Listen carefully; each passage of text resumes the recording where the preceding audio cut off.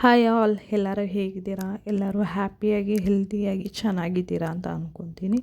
ನಾನು ಕೂಡ ತುಂಬ ಚೆನ್ನಾಗಿದ್ದೀನಿ. ಇದು ನನ್ನ ಮಾರ್ನಿಂಗ್ ವ್ಲಾಗ್. ಡೇ ತುಂಬ ಚೆನ್ನಾಗಿ ಸ್ಟಾರ್ಟ್ ಆಯಿತು. ಯಾಕಂದರೆ ಬಿಸಿಲು ಬಂದಿತ್ತಲ್ವ, ತುಂಬ ದಿನ ಆದಮೇಲೆ ಬಿಸಿಲು ಬಂದರೆ ತುಂಬ ಖುಷಿಯಾಗುತ್ತೆ. ಈಗಂತೂ ಮಳೆ ಮತ್ತು ಫುಲ್ಲು ಮೋಡ ಇರೋ ಕಾರಣ ಬಿಸಿಲು ಬಂದರೆ ಒಂದು ಆಶ್ಚರ್ಯ ಆಗುತ್ತೆ.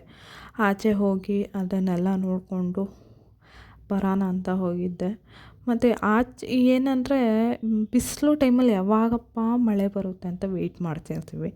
ಮಳೆ ಬರೋ ಟೈಮಲ್ಲಿ ಯಾವಾಗಪ್ಪ ಬಿಸಿಲು ಬರುತ್ತೆ ಅಂತ ವೆಯ್ಟ್ ಮಾಡ್ತಿರ್ತೀವಿ. ಚಳಿಗಾಲದಲ್ಲಿ ಬಿಸಿಲು ಬೇಕು, ಜೋರಾಗಿ ಬಿಸಿಲು ಬೇಕು ಅಂತ. ಜೋರಾಗಿ ಬಿಸಿಲಿರೋ ಟೈಮಲ್ಲಿ ಯಾವಾಗಪ್ಪ ತಣ್ಣಗಾಗುತ್ತೆ ಅಂತ ಕಾಯ್ತಿರ್ತೀವಿ. ಈ ನಾವು ಮನುಷ್ಯರೇ ಹಾಗೆ ಅನಿಸುತ್ತೆ. ಏನು ಇರಲ್ವೋ ಅದನ್ನ ಕೇಳ್ತೀವಿ ಅನಿಸುತ್ತೆ. ಇವಾಗ ಎಲ್ಲ ನಮ್ಮ ಮನೇಲಿ ತಿಂಡಿ ಇದ್ರೆ ತಿನ್ನೋಕ್ಕೆ ಇಷ್ಟ ಆಗ್ತಿಲ್ಲ ಅಂತ ಅಂದ್ಕೊತೀವಿ. ತಿಂಡಿ ಇಲ್ಲಾಂದರೆ ತಿನ್ನೋಕ್ಕೆ ಏನೂ ಇಲ್ವಲ್ಲಪ್ಪ ಅಂತ ಅಂದ್ಕೊತೀವಿ. ಆ ಥರ ಅನ್ಸ್ಯಾಟಿಸ್ಫೈಡ್ ಜನಗಳು. ಇದನ್ನು ಹೇಳ್ಕೊತ ಒಂದು ಘಟನೆ ನೆನಪಾಗ್ತಾಯಿದೆ. ಏನಂದರೆ ಒಬ್ಬರು ಫೇಮಸ್ ಗುರುಗಳವರು. ಫೇಮಸ್ ಗುರುಗಳಾಗಿರ್ತಾರೆ. ಅವರು ಬಂದ್ಬಿಟ್ಟು ಕಾಶಿಯಲ್ಲಿ ಇರ್ತಾರೆ. ಆ ಕಾಶಿಯಲ್ಲಿ ಅವರು ಎಷ್ಟು ಫೇಮಸ್ ಅಂದರೆ ಜನ ಕಷ್ಟ ಅಂತ ಬಂದರೆ ಅವ್ರ ಹತ್ರನೇ ಹೋಗೋದು. ಒಂದು ಕಷ್ಟ ಸುಖ ಏನೋ ಒಂದು ಮನೇಲಿ ಸಂಭ್ರಮ ಆದ್ರೂ ಅವ್ರ ಹತ್ರನೇ ಹೋಗಿ ಹೇಳ್ಕೊಳ್ಳೋದು. ಒಂದು ಮನೇಲಿ ಏನಾದರೂ ದುಃಖ ಆಯಿತು ಅಂದ್ರೆ ಅವ್ರ ಹತ್ರನೇ ಹೋಗೋದು. ಯಾಕಂದರೆ ಅವರು ನಮಗೆ ಇದ್ದಾರೆ ಅನ್ನೋ ಒಂದು ಅವ್ರ ಮೇಲೆ ನಂಬಿಕೆ ಜನಗಳು ಇಟ್ಟಿರ್ತಾರೆ. ಅವರು ಒಂದಿನ ಏನು ಮಾಡ್ತಾರೆ ಅಂದರೆ ಮೇಯ್ನು ದೇವಸ್ಥಾನಕ್ಕೆ ಪೂಜೆ ಮಾಡಬೇಕು ಅಂತ ಬರುತ್ತೆ ಅವ್ರಿಗೆ. ಮಾಡಬೇಕು ಅಂತ ಹೋದರೆ ನದಿ ಹತ್ರ ಹೋಗ್ತಾರೆ. ನದಿ ಹತ್ರ ಹೋಗಿ ಸ್ನಾನ ಮಾಡಿಕೊಂಡು ಬರ್ತಾಯಿರ್ತಾರೆ. ಅಲ್ಲಿ ಒಂದು ನಾಯಿ ಇರುತ್ತೆ. ನಾಯಿ ಇವ್ರನ್ನ ನೋಡುತ್ತೆ. ಅವರು ಹೋಗ್ತಾರೋ ಹಿಂದೆನೇ ಹೋಗುತ್ತೆ. ಅವ್ರು ಕೂತ್ಕೊತಾರೆ, ನಿಂತ್ಕೊಂಡ್ರೆ ಹಿಂದೆನೇ ಕೂತ್ಕೊಂಡಿರುತ್ತೆ. ಅವರು ಎಲ್ಲಿ ಹೋದ್ರೂ ಬಿಡಲ್ಲ. ಮತ್ತು ಅವರು ಇದರ ಹತ್ರ ತಪ್ಪಿಸ್ಕೋಬೇಕು ಅಂತ ಅಂದ್ಕೊಂಡು ತಿರ್ಗಾ ನದಿಗೆ ಹೋಗ್ತಾರೆ. ಅದು ಹೋಗಿ ನದಿಲಿ ಕೂತ್ಕೊಳ್ಳುತ್ತೆ. ಇದು ಹೀಗೆ ನಾನು ಬಂದು ನದಿಯಲ್ಲಿ ಕೂತ್ಕೊಂಡೆ, ನನ್ನ ಹತ್ರನೇ ಬಂದುಬಿಡ್ತಲ್ಲ ಅಂತ ಹೇಳ್ಬಿಟ್ಟು ಚೆನ್ನಾಗಿ ಹೊಡಿತಾರೆ. ಚೆನ್ನಾಗಂದರೆ ಅದು ಇನ್ನು ಬರಲೇಬಾರ್ದು ಆ ಥರ ಚೆನ್ನಾಗಿ ಹೊಡೆದು ಹಾಕ್ಬಿಡ್ತಾರೆ ಪಾಪ. ಅದನ್ನು ಹಾಕಿದ್ಮೇಲೆ ಅದೇನು ಮಾಡುತ್ತೆ, ತುಂಬ ನೊಂದ್ಕೊಂಡು ಒಂದು ಪಂಚಾಯಿತಿನ ಇಡುತ್ತೆ. ರಾಜರ ಹತ್ರ ಹೋಗಿ ಒಂದು ಕಂಪ್ಲೇಂಟ್ನ ಮಾಡುತ್ತೆ. ಈ ಥರ ನನಗೆ ಅನ್ಯಾಯ ಆಗಿದೆ, ಸೊ ನನಗೆ ನ್ಯಾಯ ಕೊಡಿಸಿ ಅಂತ ಕೇಳ್ಕೊತಾರೆ. ಈ ಮೂಕ ಪ್ರಾಣಿ ಬಂದು ಹೇಳಿದೆ ಅಂದರೆ ಅಷ್ಟು ಅನ್ಯಾಯ ಯಾರು ಮಾಡಿದ್ದಾರೆ, ಕರೆಸಿ ಅವ್ರನ್ನ ಅಂತ ರಾಜ ಹೇಳ್ತಾರೆ.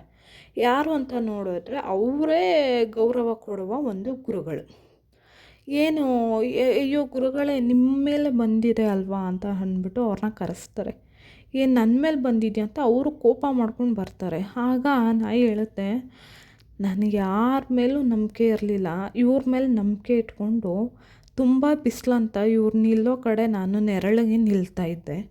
ಅವರು ಹೋಗಿ ನೀರಲ್ಲಿದ್ದರು, ಏನೋ ಅಲ್ಲಿ ಹೋಗ್ತಾ ಇದ್ದಾರಂತ ಹೋದೆ, ಅಲ್ಲಿ ತಣ್ಣಗಿತ್ತು, ಅದಕ್ಕೆ ನಾನು ಅಲ್ಲಿ ಕೂತ್ಕೊಂಡೆ. ಅಷ್ಟಕ್ಕೆ ಇವ್ರು ನನಗೆ ಹೊಡೆದ್ರು ಅಂತ ಹೇಳ್ದ. ಅದಕ್ಕೆ ಅವರು ಹೇಳ್ತಾರೆ, ನೀನು ತಣ್ಣಗಿದೆ ಅಂತ ಬಂದಿಲ್ಲ, ನೀನು ನನ್ನ ಮುಟ್ಟಬೇಕು, ನಾನು ಪೂಜೆ ಮಾಡಬಾರ್ದು ಅಂತ ಬಂದಿದ್ಯಾ ಅಂತ ಹೇಳಿದೆ. ಅದಕ್ಕೆ ನನ್ನ ಯಾವ ಉದ್ದೇಶನೂ ಆ ಥರ ಇರಲಿಲ್ಲ.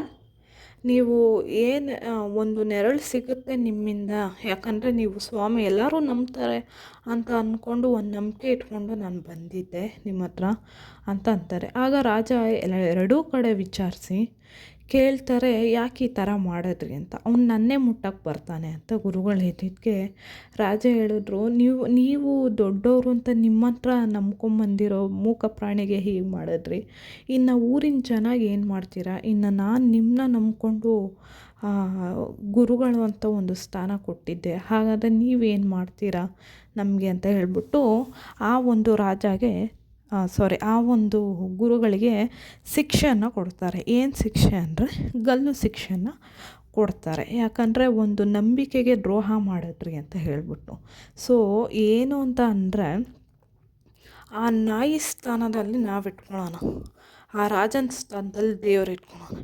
ಈ ಸ್ವಾಮೀಜಿ ಸ್ಥಾನದಲ್ಲಿ ಯಾರು ನಾವು ತುಂಬ ನಂಬಿರ್ತೀವಿ ಅವ್ರನ್ನ ಇಟ್ಟಿದ್ರೆ ನಮಗೆ ಲೈಫ್ ಸ್ಟೋರಿ ಇದರಲ್ಲೇ ಸಿಕ್ಬಿಡುತ್ತೆ. ಯಾರನ್ನ ನಾವು ಜಾಸ್ತಿ ನಂಬ್ಕೊಂಡು ಹೋಗ್ತೀವೋ ಅವರೇ ನಮಗೆ ದ್ರೋಹ ಬಗೀತಾರಂತ. ಸೊ ಆ ನಾಯಿ ಅವ್ರನ್ನ ಬಿಟ್ಬಿಡ್ತು, ಆದರೆ ರಾಜ ಬಿಡಲಿಲ್ಲ. ಹಾಗೆ ನಾವು ಬಿಟ್ರೂ ಕೂಡ ದೇವರು ಬಿಡಲ್ಲ. ಅವ್ರಿಗೆ ಏನು ಶಿಕ್ಷೆನೋ ಅದೇ ಹಾಗೇ ಆಗುತ್ತೆ. ಅದು ಇದೇ ಥರ ಜನರು ಯಾರನ್ನ ನಂಬಿರ್ತಾರೆ ಅದೇ ಥರನೇ ಮಾಡ್ತಾರೆ. ಅವ್ರನ್ನೆಲ್ಲ ತಲೆ ಕೆಡಿಸ್ಕೊಂಡ್ರೆ ಅಯ್ಯೋ ಅಷ್ಟೇ. ಹಾಗೆ ಇವತ್ತು ನಂದು ಬೀಟ್ರೂಟ್ ಪಲ್ಯ ಮಾಡಿ, ನಾರ್ಮಲಾಗಿ ಮಾಡ್ತಾನೆ ಇರ್ತೀರ ಬೀಟ್ರೂಟ್ ಪಲ್ಯ. ಆದರೆ ಬೀಟ್ರೂಟ್ ಅಂತ ಬಂದರೆ ಬೀಟ್ರೂಟ್ ಪಲ್ಯ ಮಾಡ್ತಾರೆ. ಇಲ್ಲ ಆಪ್ಷನ್ ಅದು ಜ್ಯೂಸ್ ತೊಗೊಂಡು ಚಪಾತಿ ಏನೋ ಮಕ್ಕಳಿಗೆ ಡಿಫ್ರೆಂಟಾಗಿ ಕೊಡ್ತೀನಿ ಅನ್ನೋ ಹೆಸರಲ್ಲಿ ಪಿಂಕ್ ಚಪಾತಿ ಅಂತ ಮಾಡಿಕೊಡ್ತಾರೆ.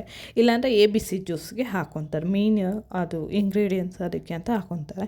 ಈ ಥರನೂ ಒಂದು ಸತಿ ಮಸಾಲೆ ಇಟ್ಟು ನೋಡಿ, ಮಿಕ್ಸಿ ಜಾರ್ಗೆ ನಾನು ಏನೇನು ಹಾಕಿದ್ದೀನಿ ಅದನ್ನು ನೋಡ್ಕೊಳ್ಳಿ. ಮತ್ತು ಇದೆಲ್ಲ ತುಂಬ ಕ್ವಿಕ್ ಈಸಿ ರೆಸಿಪಿ. ಒಂದೇ ಸತಿ ಕುಕ್ಕರೆಲ್ಲ ಹಾಕಿ ಒಂದು ವಿಷಲ್ ಬಿಡುವಂಥದ್ದು ಒಂದು ರೆಸಿಪಿ. ಕ್ವಿಕ್ಕಾಗಿ ಮಾರ್ನಿಂಗ್ ಟೈಮ್ ಮಾಡ್ಕೋಬೋದು, ಏನು ಕೆಲಸ ಹಿಡಿಯಲ್ಲ, ಏನಿಲ್ಲ, ಬೇಗ ಮಾಡ್ಕೋಬೋದು. ಇದನ್ನು ಇನ್ನೊಂದು ಸ್ವಲ್ಪ ಜನ ನೀರು ಹಾಕಿ ಫುಲ್ಲು ಬೇಯಿಸ್ಕೊತಾ ಇರ್ತಾರೆ.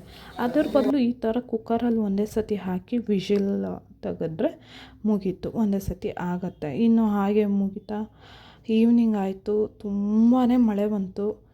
ಒಂಥರ ಖುಷಿ ಆಯಿತು ನೋಡ್ತಾ. ನಾನು ಹಾಕಿರೋ ರಂಗೋಲಿ ಎಲ್ಲ ಹೋಯ್ತು, ಅದೊಂದು ಬೇಜಾರಾಯಿತು. ಇನ್ನು ನಮ್ಮ ಬಾಲ್ಕನಿಗೆ ಹೋದರೆ ತುಂಬಾ ಮಳೆ ಬರ್ತಾಯಿತ್ತು, ಮತ್ತು ಎಂಜಾಯ್ ಮಾಡೋಕ್ಕಾಗಿಲ್ಲ ಅದನ್ನು. ಯಾಕಂದರೆ ಫುಲ್ ಚಳಿ ಇತ್ತು, ನಿಂತ್ಕೊಂಡು ನೋಡೋಕ್ಕೆ ಆಗಿಲ್ಲ, ಅಷ್ಟು ಚಳಿ ಇತ್ತು. ಓಕೆ, ಇದಾಗಿತ್ತು ನನ್ನ ಇವತ್ತಿನ ವ್ಲಾಗ್. ನನ್ನ ವಿಡಿಯೋ ಇಷ್ಟ ಆದರೆ ಸಬ್ಸ್ಕ್ರೈಬ್ ಮಾಡ್ಕೊಳ್ಳಿ. ಬಾಯ್.